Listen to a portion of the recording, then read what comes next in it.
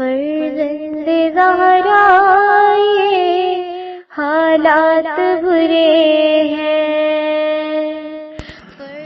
کاشانۂ بصیرت ایک ایسا مکمل یوٹیوب چینل جس پر محروم بصارت کے لیے بالخصوص اور تمام افراد کے لیے بالعموم سینکڑوں کی تعداد میں اسلامی کتب دستیاب ہیں۔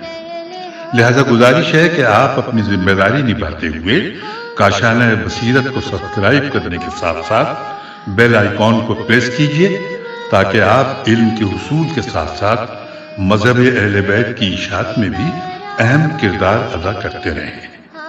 کاشانۂ بصیرت، کاشانۂ بصیرت، کاشانۂ بصیرت۔ فرزند زہرا یہ حالات برے ہیں۔ بسم اللہ الرحمن الرحیم۔ السلام علیکم۔ یہ کاشانۂ بصیرت یوٹیوب چینل ہے۔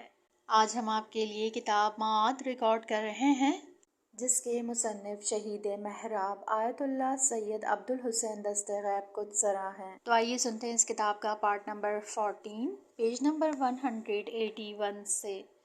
اگر وہ کوئی حاجت رکھتا ہو تو اسے پوری کرو، لازم اوقات میں اس کی ملاقات کے لیے جاؤ۔ بات اور مال میں خیانت۔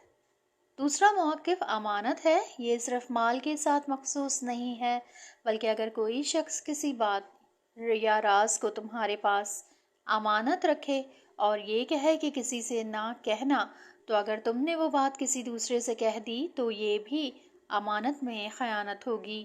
اگر کسی کو ذلیل و رسوا کیا تو تم نے اس سے بھی خیانت کی، یا کسی کے مال میں مثلاً کسی نے اپنا گھر تمہارے پاس گروی رکھا تھا اور وعدے کے مطابق ٹھیک وقت پر اس نے تمہارے پیسے ادا کر دیے اور تم نے اس کا گھر اسے واپس نہیں کیا، تو یہ بھی خیانت ہے، کیونکہ یہ قرارداد سے زیادہ تصرف ہوگا۔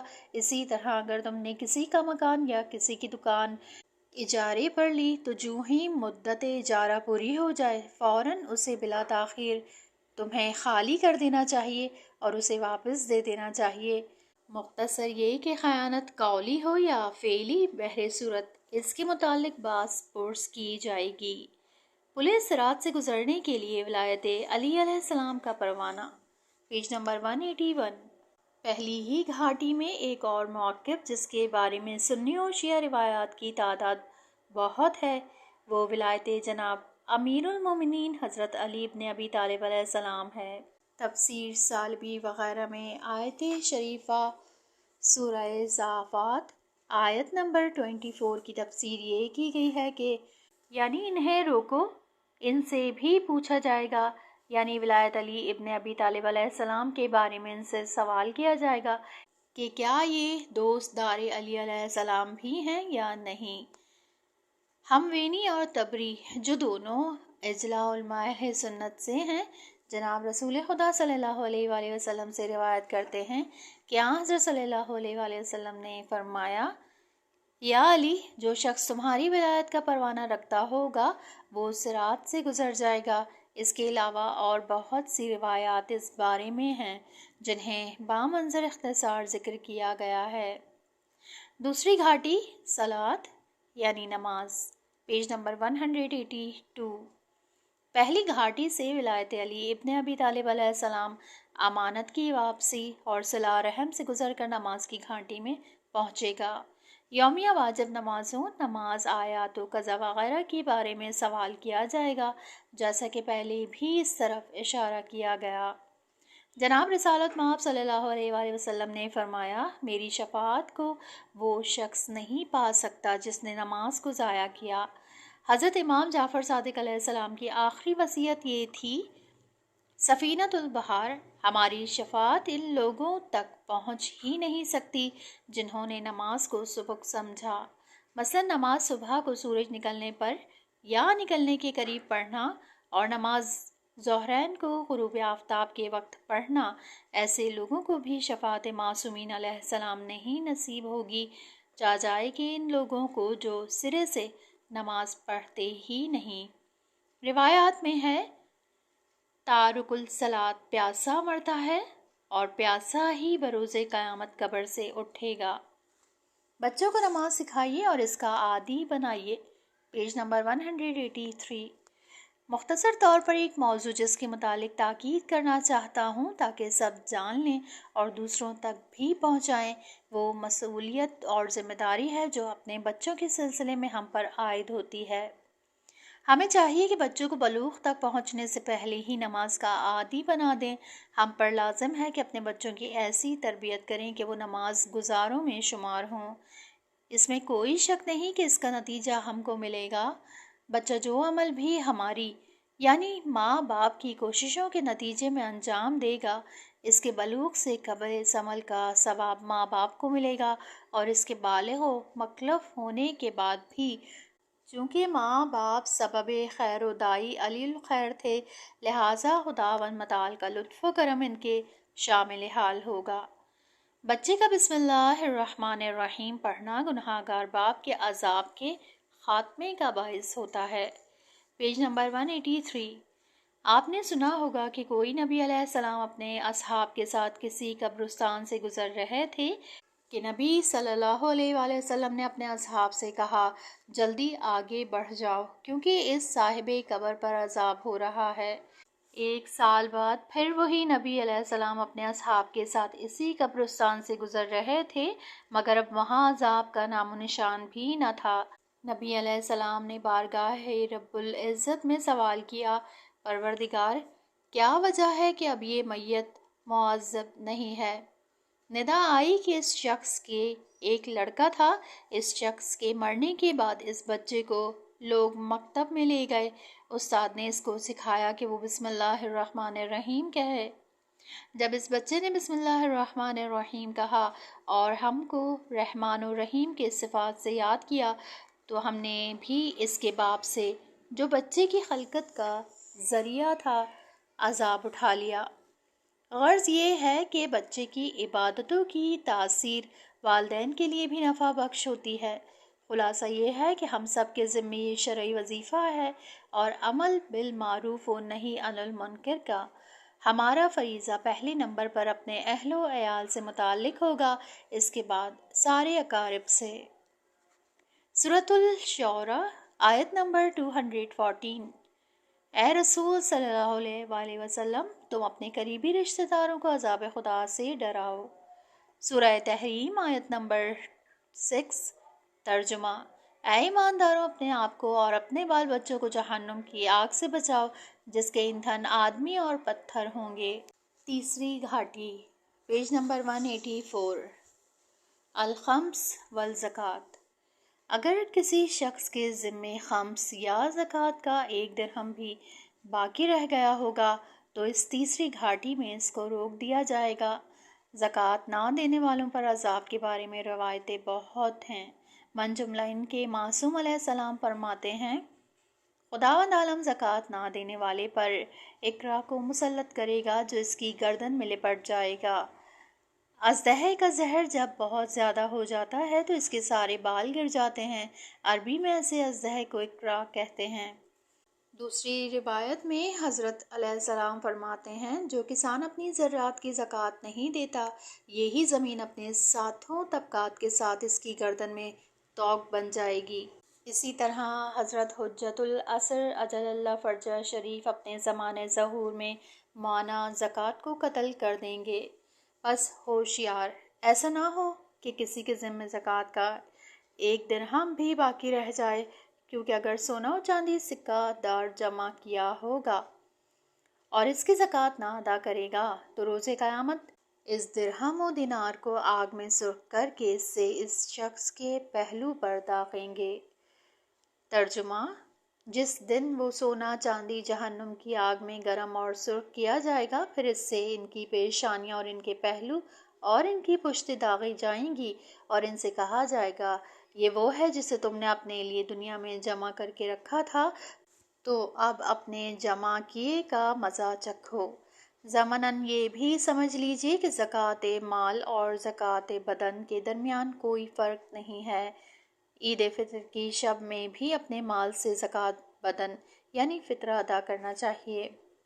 جس وقت خود شفیع ہی فریق مقابل و مخاصم ہو جائے۔ Page number 185۔ ابرہہ قضیہ خمس تو اس کے بارے میں سخت باز پرس سے متعلق زکوٰۃ سے بھی زیادہ روایات وارد ہوئی ہیں، مگر اس کی تاکید کے لیے فقط ایک روایت کافی ہے جو کتاب کافی و تہذیب و من لا یحذرا فتیہ میں حضرت امام جعفر صادق علیہ السلام سے مروی ہے، جس میں حضرت علیہ السلام نے فرمایا، یعنی قیامت کے دن لوگوں کے لیے وہ وقت سب سے سخت ہوگا جبکہ مستحقین خمس اٹھیں گے اور ان لوگوں سے اپنے حق کا مطالبہ کریں گے جنہوں نے ان کے حقوق ادا نہ کیے ہوں گے، اور اس گناہ کی اہمیت و شدت کے لیے یہی کافی ہے کہ جو حضرات شفاعت کرنے والے ہیں وہی فریق مقابل و فریق مخاصم ہوں گے۔ چوتھی گھاٹی الصوم۔ چوتھی گھاٹی میں ماہ مبارک رمضان کے روزوں کے متعلق سوال ہوگا۔ روزہ جہنم کے مقابلے میں ایک سپر ہے۔ امام علیہ السلام نے فرمایا کہ روزہ دار کو دو خوشیاں حاصل ہوتی ہیں، ایک افطار کے وقت کے ایک خاص فرحت کا احساس ہوتا ہے، دوسری خوشی وقت جان کنی یا صراط سے گزرتے وقت حاصل ہوگی جبکہ وہ اپنے پروردگار سے ملاقات کرے گا۔ پانچویں گھاٹی الحج، پیج نمبر 186۔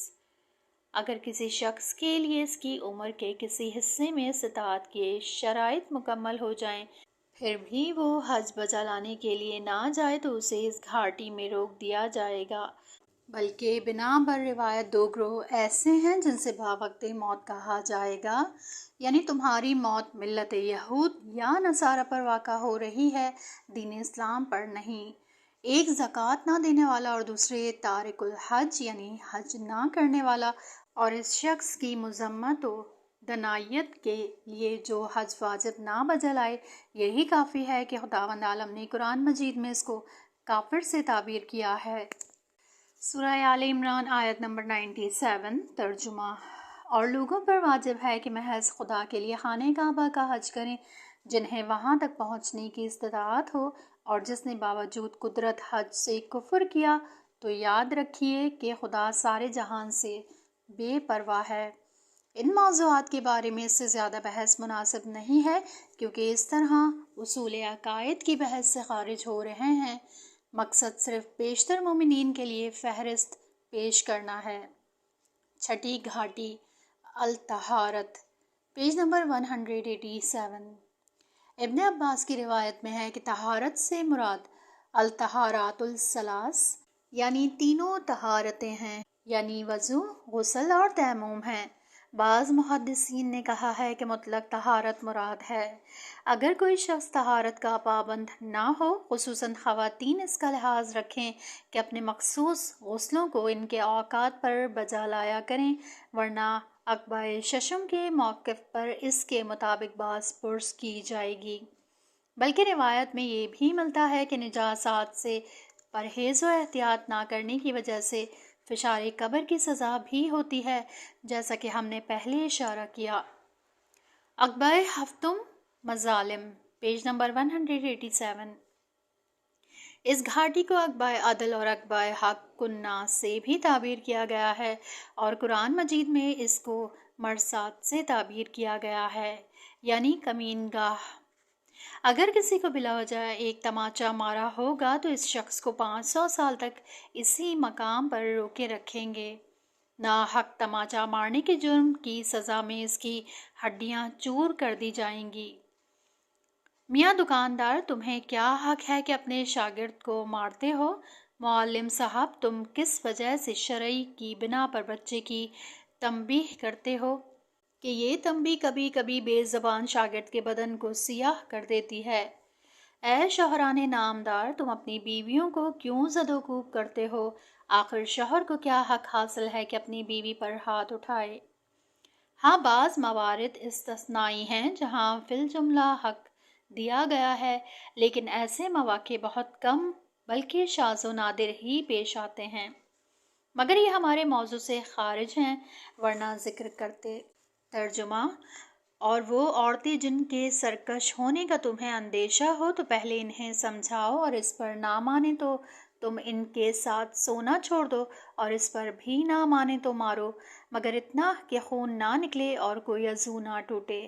بس اگر وہ تمہاری متی ہو جائیں تو تم بھی ان کے نقصان کی راہ نہ ڈھونڈو۔ 40 سال قید اور 40 سال عتاب و جھڑکیاں، پیج نمبر 188۔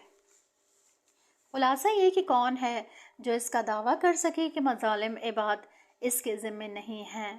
معصوم علیہ السلام نے فرمایا کہ اگر کسی شخص نے کسی دوسرے کے حق کو روکے رکھا ہو، مثلاً کسی کی امانت واپس نہ دے، تو اس گھاٹی میں اس کو 40 سال محبوس رکھیں گے اور اس سے کچھ نہ کہیں گے، اور وہ اس مدت میں روتا رہے گا۔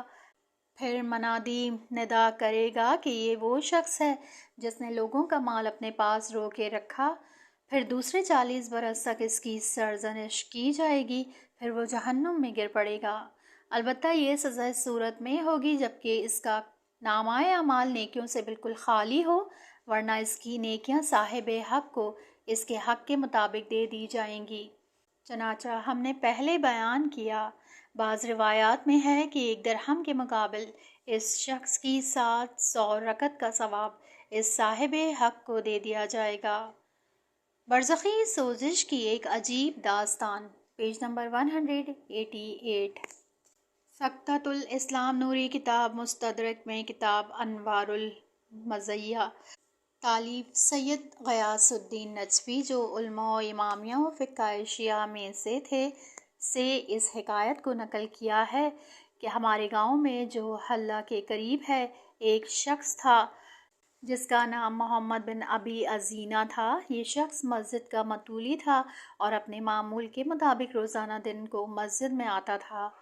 ایک روز خلاف عادت مسجد میں نہیں آیا تو ہم نے لوگوں سے اس کی احوال پرسی کی۔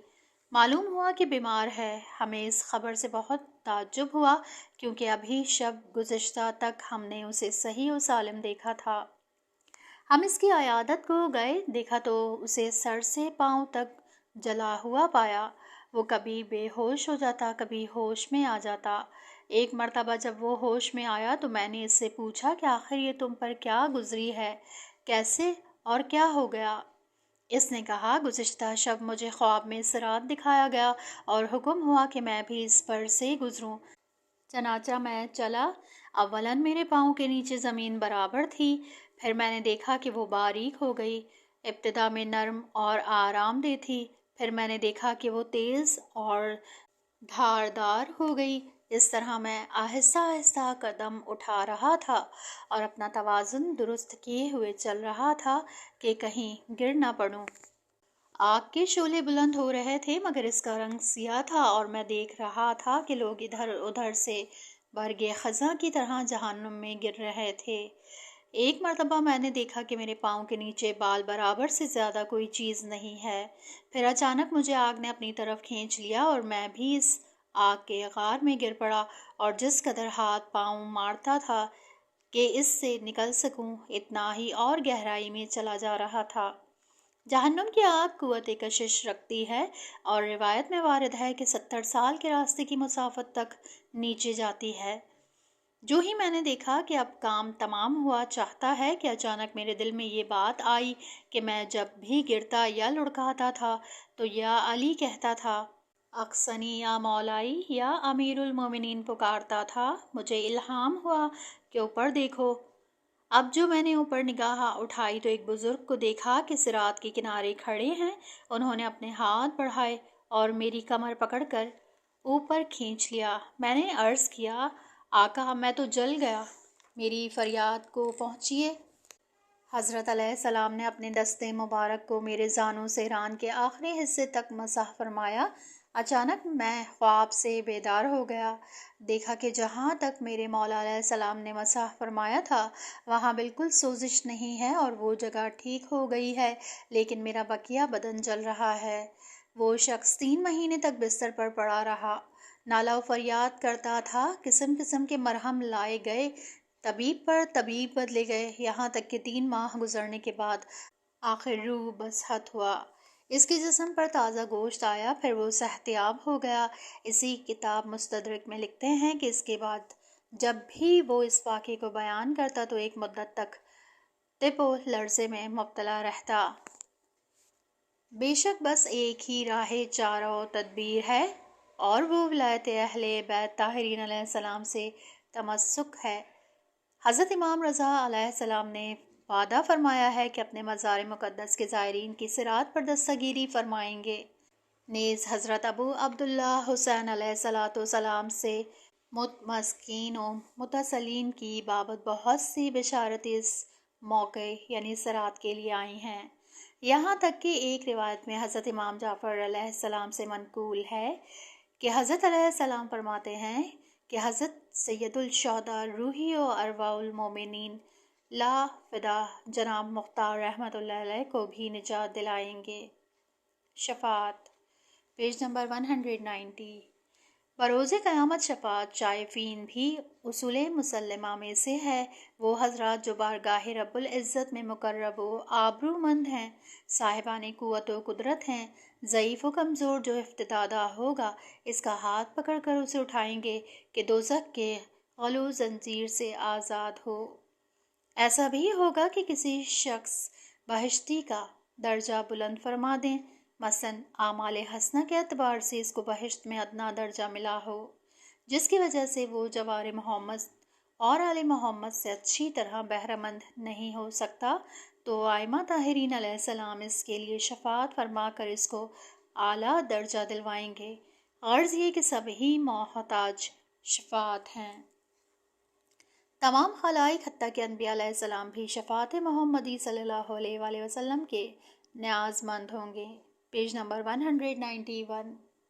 بہار الانوار میں ابو ایمن سے منقول ہے کہ انہوں نے حضرت امام محمد باقر علیہ السلام کی خدمت میں عرض کیا، یا بن رسول صلی اللہ علیہ وآلہ وسلم، آپ حضرات نے شفاعت کا وعدہ دے کر لوگوں کو مغرور کر دیا ہے۔ ایک دفعہ حضرت کے چہرہ اقدس پر غضب کے آثار پیدا ہوئے اور فرمایا، تجھ پر وائے ہو، قیامت کے روز تمام اولین و آخرین یہاں تک کہ انبیاء علیہ السلام بھی میرے جد حضرت محمد مصطفیٰ صلی اللہ علیہ وآلہ وسلم کی شفاعت کے محتاج ہوں گے۔ کیا تجھے اس بات نے مغرور کر دیا ہے کہ تو لقمہ شفاعت کا محتاج نہیں ہے؟ شفاعت کبریٰ صرف محمد و آل محمد علیہ السلام کا حق ہے۔ اصل شفاعت صرف محمد و آل محمد علیہ السلام کا حق و حصہ ہے، بقیہ شفاعت کرنے والے اسی اصل کی فرع ہیں، یعنی محمد و آل محمد ہی کے صدقے میں انہیں یہ حق ملا ہے۔ مثلاً جملہ شفاعت کرنے والوں میں سے علماء عاملین ہیں، جن کی برکت سے بہت سے لوگ جنت میں جانے کا راستہ پائیں گے۔ کیا یہ لوگ محمد و آل محمد کے خواہان نعمت کے رضا خواروں کے سوا کوئی اور ہوں گے؟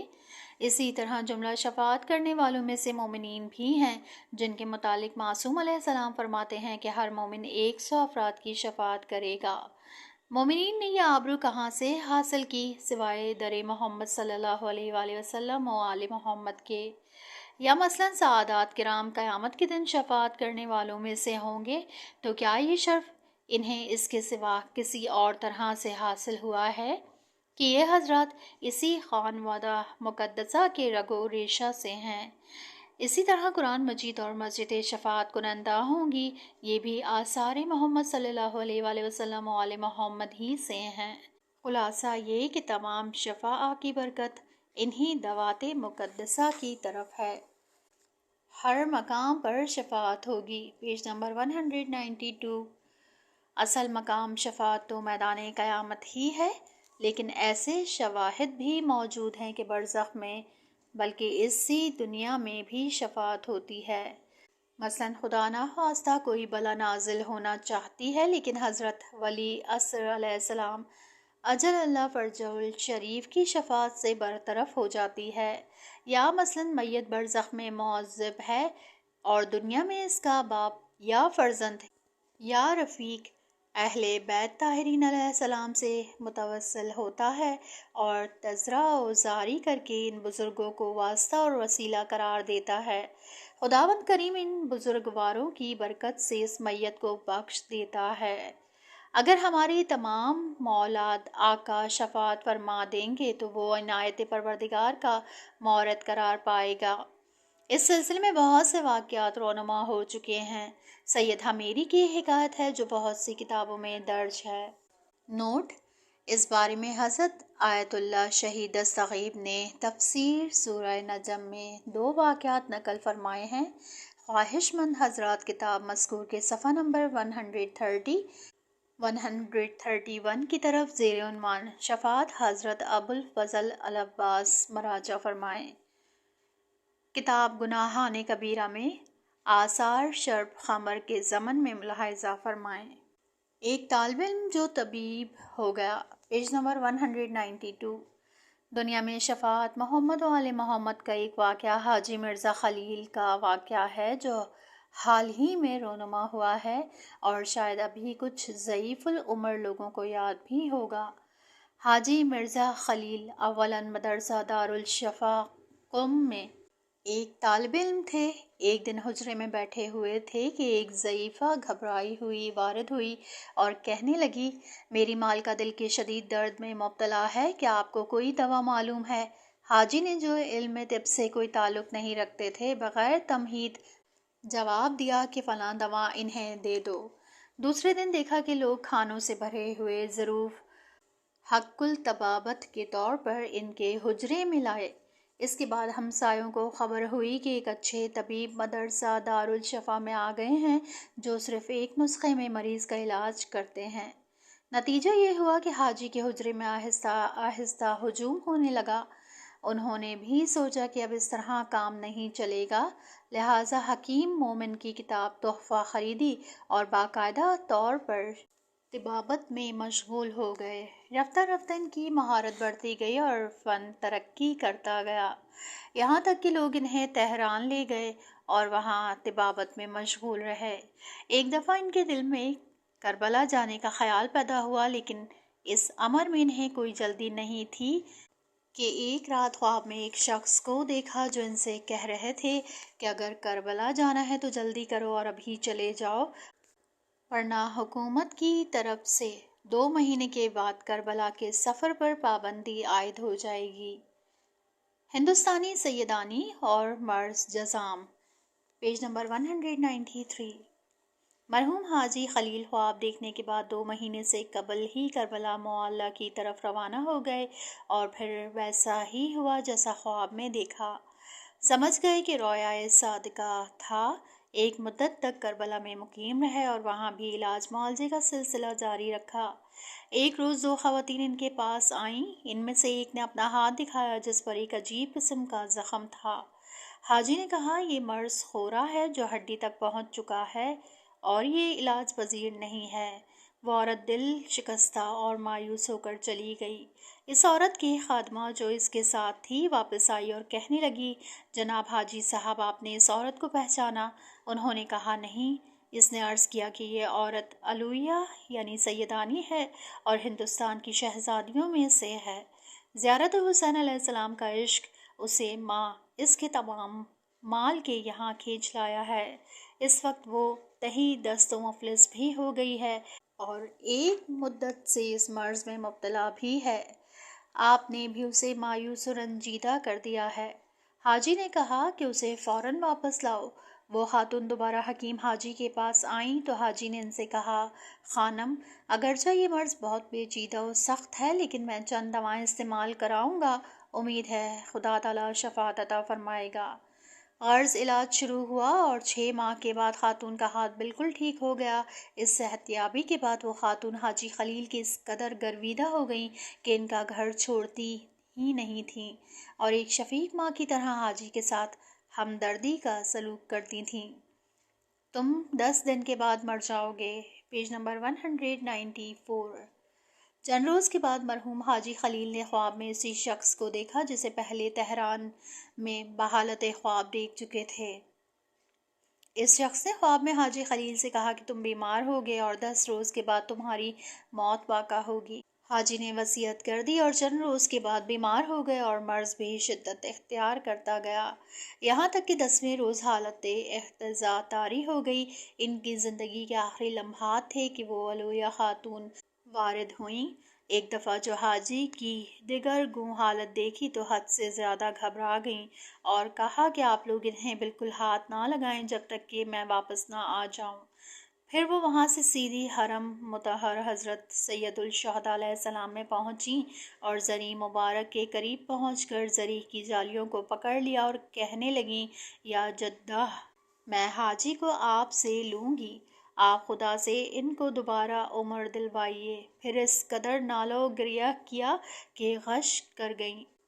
حالت غشی میں حضرت علیہ السلام کو دیکھا کہ اس سے فرما رہے ہیں، میری بیٹی تجھے کیا ہو گیا ہے؟ حاجی کی عمر پوری ہو چکی ہے اور اس کی موت کا وقت آ پہنچا ہے۔ علویہ نے عرض کیا، میں ان چیزوں کو نہیں جانتی، حاجی کو آپ سے مانگتی ہوں۔ یہاں اس کتاب کا یہ پارٹ ختم ہوا۔ اگلے حصے میں نیکسٹ پارٹ سنیں گے۔